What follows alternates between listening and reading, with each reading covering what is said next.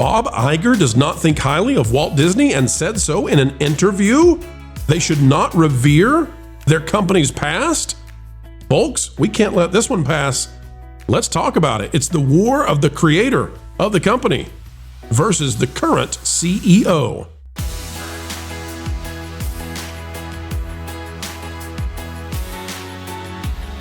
Hello and welcome back yet again. They won't say boys and girls, ladies and gentlemen at Disney parks, but we'll say it here. Boys and girls, ladies and gentlemen, and we know it in other languages. Damas y caballeros. What do they say in French? Is it messieurs and how do you say it? Madame, I believe. Yes, messieurs, madame. Welcome back again. Folks, Bob Iger has thoughts on Disney. Bob Iger, who has transformed the company such they can't say what we just said. He's got thoughts about Uncle Walt, and they're not kind. We'll play them for you. Right now, click the like button, and here's Bob Iger in his own words. All right, folks, coming to you from thatparkplace.com, the website that if you're not yet bookmarked to, well, you should be. Marvin Montanaro is the author of this one. Bob Iger says Walt Disney and his legacy should not be revered. Oh, my. Oh, my, oh, my. When Bob Iger, the current CEO of the Walt Disney Company, openly says that the legacy of Walt Disney should not be revered, longtime fans understandably take notice.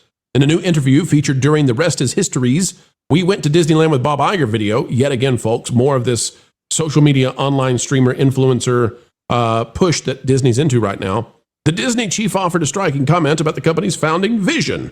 I'm only shocked that somehow Mark Rober didn't make his way into this one.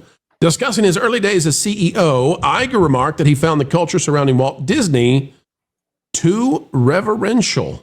Pro, the quote is actually time-stamped in this video. If you click play, you'd be able to play it right there to see. All right, let's see if we do it safely, folks. Here we go. Let's negotiate. Well, I found when I got the job that the interest in Walt and in Disney's past was much too reverential. And while there's value to it, I felt if you revere something, then you tend not to want to touch it. You almost want to put it in a museum case. Wait a minute. Hold on a second. Guys, they are in Walt's office. Yep. His preserved Walt's preserved office when Bob Iger says, when I came into here, when Michael Eisner left, I came in here and we loved Walt too much. Marvin, what in the world is he doing in Walt's office saying that sort of thing? Does the man not understand context? Is his ego this big? Yeah, I think he's literally just standing in that office being like, what kind of office is this? There's not even a shower in here. But at the same time, this quote confirms everything we have ever heard about what Bob Iger is like behind the scenes. That he just can't stand any mention of Walt. He doesn't like Disney's history. The worst thing in the world you could say to him is, what would Walt have done or what would Walt have thought about this? He does not care. It is not the Walt Disney Company. It is the Bob Iger Company. And any chance he can stick it to Walt a little bit and talk about how, let the past die, kill it if you have to. He is Kylo Renning this situation. Well, I mean, he says it out loud. I mean, this is the quote. We'll say it again, folks, so you can hear it in its entirety. Here's what we've got. This is Bob Iger. I found when I got the job, CEO, like 30 years ago, that the interest in Walt, the founder of the company, and in Disney's past was much too reverential. And while there's value to it, I felt if you revere something then you tend not to want to touch it. You almost want to put it in a museum case for it to stay exactly as it was. And that would be a better idea, wouldn't it? Well, here's where it gets into dangerous territory. It says, let's respect our past and not revere it. What does that mean? Because it means I can continue to mine all of this IP till the end of time. To revere something means to hold it in extreme prestige, right? How could you not? Walt is one of the most influential American figures of the last century. He is, perhaps in all of entertainment, the most influential figure in all of entertainment in the last century, and maybe in history, flat out. Bob Iger is not on the level of Walt Disney. He's not. He is a CEO who has come in to take care of this thing, but he is not the founder. He is not the guy who made it special. He is managerial. He is a meteorologist. He is a weatherman who worked his way up and who in his return has fared worse than Michael Jordan when he was put on the Wizards. This guy has failed at every level upon his return, and the stuff that's come out about him has not been pleasant. It's not been joyful. Jonas, what was the stuff we had? Was it the Wall Street Journal that had the expose about how they treated Bob Chapek on the airplane with Bob Iger? Do you remember that? There's been different versions of the same story. Wall Street Journal had one that was very extensive. Then CNBC had their own that was also incredibly extensive. Then the New York Times eventually came up with one, which I would say is the lesser of the three. But they all go into Bob Chapek and Bob Iger on that plane, and Bob Iger refusing to accept that maybe Bob Chapek was going to do things his own way. So what is it then where there's like this pushback at the end of his career against Walt? What's going on here? Do they want to turn him into Colonel Sanders at KFC? What is this? Here is really the thing when it comes down to it. Bob Iger wants to be the one that is revered here. Bob Iger wants to be the one that they call when there is a problem. He sticks his oar in to try to make sure the boat goes the right direction. And if the boat is going the right direction, but he's not sure it's the right direction, he's just going to go ahead and stick it in there anyways. He is a person that wants to be the savior of the Walt Disney Company. So having reverence for Walt is secondary to him trying to make reverence for himself. He wants the Disney company to be an IP holding company that owns all of the things. And if it's going to be known as the company that owns all of the things, then Walt Disney's legacy is just another asset of the company that they can't be beholden to when he's making bad decisions. He doesn't want to be interrupted by someone saying, that's not what Walt would have done. So is this then why they're busy destroying all of these things that Walt loved? The only attraction at Disney World's Magic Kingdom that Walt was actually directly involved in. Is this why they're destroying this stuff? Is this why they have removed Song of the South and they pretend that like it's this terrible thing, but they won't let you watch it? Because if you did, you'd go, wait a minute, that's not what I was told it was. What is this? I've said before that eventually this company would get rid of Walt, right?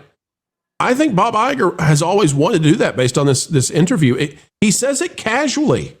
It's just said as if it's not a big deal. And it's like, wait a minute. Are you telling us not to revere the legacy of the Disney company? Like, how many companies have the history of Disney? Almost none. So he says that Pirates of the Caribbean is not brilliant storytelling, but it is brilliant execution. So he also calls it quaint. You can see, and he says it's his favorite ride, but you can see that he looks kind of bored when he's on the ride itself. So he's not laughing at the individual things on the ride. He's sitting there and he's watching the rest is history, guys. He wants to be there with his peers there so he can look like he's a normal person. I would say that this interview on the Rest is History podcast actually convinced me that maybe Iger is actually pretty awkward when he's outside of an official setting. Well, Jonas, there was also that really the line that I felt was kind of another swipe at Walt when they're in the Walt's apartment in Disneyland above the firehouse, and he called it kitsch. Yeah, everyone needs a little kitsch in their life. Yeah, so he looks at what Walt Disney built, and Walt Disney is famous for saying, "I like cheesy." Walt Disney is capable of insulting himself and it not being a problem, but Bob Iger inserting himself, or I don't know what Imagineer patted him on the back and said, you know what, boss, we really need your voice in Walt Disney, A Magical Life here. That is the only thing that is Walt Disney related that he personally compliments in this. It's all very conceptual. It's all very you can tell that Bob Iger is a rich guy with no taste who is running a company that is based off of Americana and a lack of cynicism, and he doesn't know how to deal with that. Right, he's extremely cynical. And a major elitist. Yes. Stop. Watching him in his bright white button-up shirt that with the collar starched to all get out, tennis shoes that look like they have never touched the ground, and a sweater that there is nothing natural about the appearance of Bob Iger here when he puts on the sweater and button-up shirt combo that he tours these parks with in order to approximate the image of a normal person who would ever go to one of these parks. He says that Disneyland is a happy place. I don't believe that Bob Iger enjoys going to Disneyland. I think that Bob Iger accepts that as part of the job. He has to say that he enjoys Disneyland. Nothing about his actions indicates that he is a Disney fan in any way. I think he is the guy who got himself into this position as the largest entertainment company in the world and said, well, how can I convince people even more that this is the largest entertainment company in the world? Let's buy more companies. Let's make it impossible for anyone to become the CEO of this. How did he become CEO? He convinced other people to buy stuff. But I'm just tired of Bob Iger. I'm looking forward to him being gone, except for the fact that whoever is next is going to be reverential to Bob Iger for the first 5 years. So this whole idea that we don't need to be reverential to Walt, what's he going to say when they say, well, we don't need to be reverential to Bob Iger? We can't change anything that's Bob Iger related. It's just, I'm tired of this guy. Yeah, me too. And the thing about it is, I'm kind of shocked at this point. Maybe the Disney name is just so powerful that investors wouldn't allow this to happen. I'm kind of shocked that they didn't turn Disney into a subsidiary of the Bob Iger company and have the Bob Iger company own ABC and ESPN and Marvel and Star Wars, all the stuff he's acquired. That's the order that it is, essentially. It is ABC from his perspective. It is ESPN. It is Capital Cities that has the assets of Disney company. So it was a reverse merger where it looked like Disney was purchasing ABC, but what happened is ABC became the dominant culture at Disney. And the nanny statism of these global elites over at ABC and ABC News became the ones in charge of Walt's legacy, not the other way around. I don't think Bob Iger. I'm a little bit more fired up about this than usual. Yeah, I don't think Bob Iger realizes that Disney isn't Disney without Disney. That sounds the name. It's not. It's the name means so much to so many people. It's literally. I want to say that with everything that the company is doing, if it weren't for the Walt Disney name, the company would not be even where it is today. We saw a stock price of what, 114 or something like that. Without the Disney name right now, with what it's doing, it would be half of that. Walt is so much more valuable to the company, and I feel like there's a very particular property that came out this year specifically that embodies Iger and his lack of reference for Walt, and that is Snow White, which was the movie that made the Walt Disney Company everything that it is today. Without the original classic animated Snow White movie, the Walt Disney Company would have never grown to what it is, would have never had the opportunity to build Disneyland, Walt Disney World, any of the parks around the world. And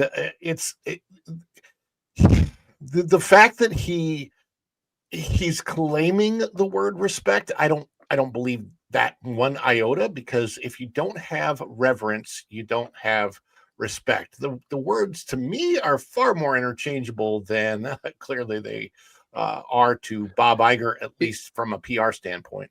Yeah, I think that with Bob Iger, he sees the word Disney as a brand name and not as the name of an actual person who lived, whose ideals we're supposed to be upholding. And the other thing I think here is that you all know who Bob Iger loves to pander to. You know which side of the aisle Bob Iger is on, who Bob Iger loves to appeal himself to. He wanted to run for president for the Democrats. Who do the woke hate? Walt Disney. Because they like to say that he was this and he was that and he was this and he was phobe and he was all that other stuff. So I think that's another reason why Bob kind of puts down Walt, because the people that he's aligned with politically don't like him. I agree with that 100%, Marvin, because it's just there's a certain segment of park goers that that's what they clamor onto, that kind of far leftism lifestyle or political ideology, whereas Walt was all about catering to the family in so much. One of my favorite quotes had to do with him not wanting alcohol in the park, and he talked about a certain type of people and said, "I just don't want them there." Basically, I'm not quoting, I'm paraphrasing, but it's the very. When I see what Bob Iger wants with the company and with the parks, it's just the antithesis of everything that Walt would have wanted, and that's the problem. It's not about not respecting or not revering Walt Disney. It's about literally the antithesis of revering Walt Disney. It's going completely the opposite direction, and it's showing no respect for Disney as a person, his values, what he wanted, or the vision that he wanted to build for the company. And while at the end of his life, what he wanted for Epcot may not have actually worked out if he would have lived on. I want to say that the Michael Eisner Wells era, I wish that Disney had leadership like that again. It was specifically the Michael Wells combination, I think, that made the company work so well at the time. And there were mistakes made, but they were minor in compared to what we're seeing under Iger and the leadership that we've had. As far as I'm concerned, the leadership can't change soon enough. And I just hope that whoever is the next CEO, if they fall kind of under Iger's, his mentality about the company, I hope they don't last very long. And I just hope something happens, that there's a big shakeup, because it needs to. And I would love this company to be what it once was. Culture, I know you're excited about coming down the drop on Tiana's Bayou Adventure, and instead of seeing the beautiful rivers of America and Tom Sawyer Island, now you can see cartoon cars on a concrete mountain. That's the Iger method, right? That's what this company has become. It's become an IP catalog, as opposed to what was distinctly once upon a time Disney. I get the feeling, Culture, that Iger really resents the fact that he didn't leave the Disney company and become presidential material. I think he resents that. I think he feels as if he has been lowered in some way. And I think, he sees himself clearly as far more elite than Walt Disney. And he should be, if there's a Mount Rushmore of entertainment CEOs, he should be on it. And Walt should be simply the vehicle upon which he arrived. Perhaps, but I think that he didn't actually have the ride of a lifetime. I think that he kind of feels like he's been revealed for the fraud that he's been the whole time. Of course, he's, upset that he wasn't the front runner for the presidential positioning that he had thought would be granted to him because of his epic support of all things liberal radicalism. Again, I mean, these are my opinions, so I'm not going to, say that they have to be yours, but I'll just say that he is very thin. And I'm not saying about his weight. I'm saying that there's not a lot to this guy. There's not depth there. There's no level of understanding. And I don't think he's capable of revering anything other than, the particular political following that he has. And the nation avoided a big issue, not allowing this man to, be run as president.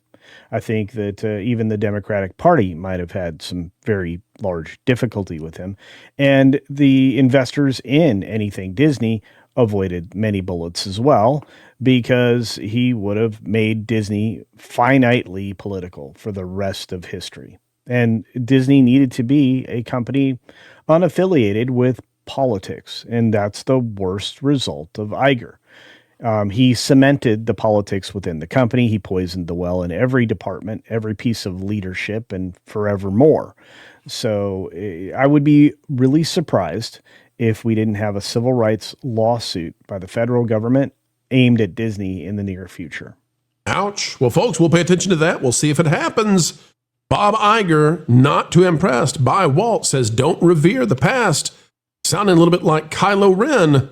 Makes you wonder if that line was made by the mousy messiah himself. It's always sad when one of these videos ends, and yet It is the beginning of the wait for the next one to land 4 times a day right here on the Pro Channel. And by the way, there's plenty more on our partner channels, That Park Place, That Pod Place, That Game Place, and go check out the original music we have on stations like Vacation Radio.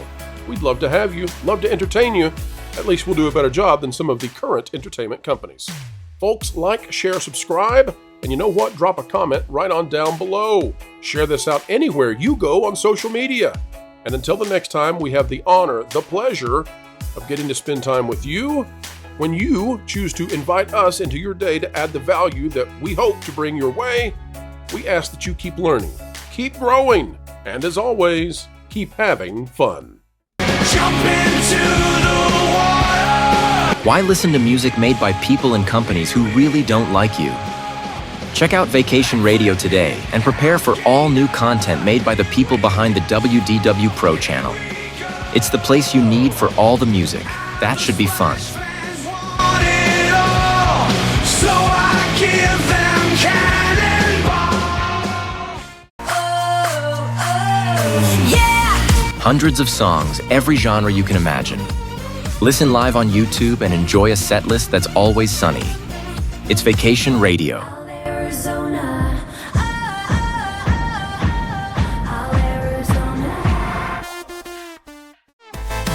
Pineapple pizza, Hawaiian ice freeze, yeah. Can't wait to be up. 3 days of you and me. What are you waiting for? Every WDW Pro video has a link to Vacation Radio in the video description. Try it out and subscribe today.